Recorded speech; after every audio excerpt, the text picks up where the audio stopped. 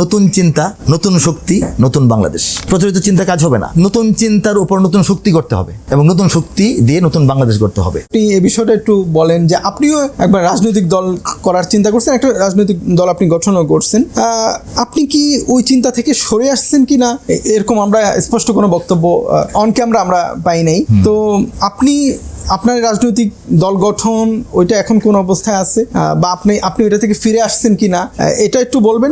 একটা রাজনৈতিক চিন্তা আমি জাতির সামনে পেশ করেছিলাম 2016 সালে।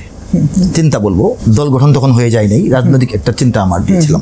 সেটা কিসের ভিত্তিতে ছিল? এই যে বাংলাদেশের বিপুল সংখ্যক জনগণ যারা ক্ষমতাসীনদের প্রতি অতি বিতৃষ্ণ, ওষ্ঠাগত অবস্থা, আবার তাদের বিরুদ্ধে প্রচলিত রাজনৈতিক বড় শক্তিগুলো যখন মাঠে নামছে, জনগণ তাদেরকে সঙ্গ দিচ্ছে না।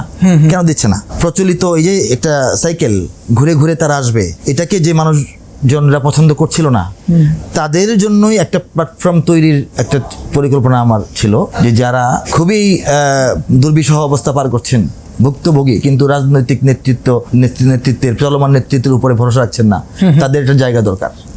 এবং সেই জায়গাটার জন্যই একটা নতুন রাজনৈতিক চিন্তা আমি হাজির করেছিলাম। এবং সেই চিন্তার, এখানে অনেকে উপস্থিত আছেন, আমি আরেকবার বলি, সেই চিন্তার 5টা মূল ছিল আমার। স্বাধীনতা, যেটা বাধাগ্রস্ত, ব্যাহত হতে হতে এমন পর্যায়ে চলে আসলো শেষ পর্যন্ত যে আমাদের স্বাধীনতার জন্য একটা লড়াই, রক্তক্ষয়ী লড়াই করতে হলো। স্বাধীনতা, সুশাসন, যে সুশাসনের অভাব, উন্নয়ন, ন্যায় বিচার ও গণ অধিকার, এই 5টা জিনিস ছিল আমার মুখ্য। স্বাধীনতা, সুশাসন, উন্নয়ন, ন্যায় বিচার এবং গণ অধিকার, এই 5টা বিষয়কে পুনঃপ্রতিষ্ঠিত করার জন্য একটা রাজনীতি দরকার, প্রচলিত রাজনীতির বাইরে। এবং সেখানে আমার একটা কথা ছিল, নতুন চিন্তা, নতুন শক্তি, নতুন বাংলাদেশ।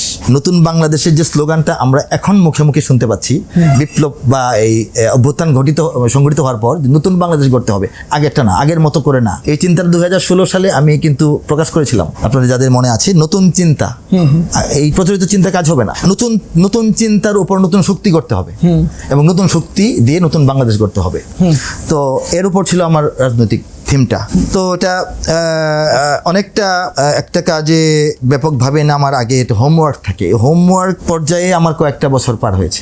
এর মধ্যে করোনার একটা আক্রমণ ছিল 3 বছর, এবং দিন দিন ক্ষমতাসীনদের অত্যাচার এবং তাদের যে ক্ষমতার শক্তি এত বৃদ্ধি পাচ্ছিল যে স্বাধীনভাবে কোনো কথা বলার মতো স্কোপ তো আমাদের সংকীর্ণ হয়ে আসছিল। সেই সংকীর্ণ অবস্থায় যে নতুন করে নামা, নতুন করে বলা, নতুন করে মানুষকে আহ্বান করা, বোঝানো, সেই সুযোগটা আমি পেয়ে উঠিনি। আর এখন আমি নতুন করে রাজনৈতিক চিন্তাধারাটাকে নিয়ে সামনে এগোনোর চেষ্টা করবো কিনা সেটা নিয়ে আমি ভাবছি। সেটা নিয়ে আমার পরিকল্পনা এবং সিদ্ধান্ত আমি হয়তো আস্তে আস্তে প্রকাশ করব। আচ্ছা।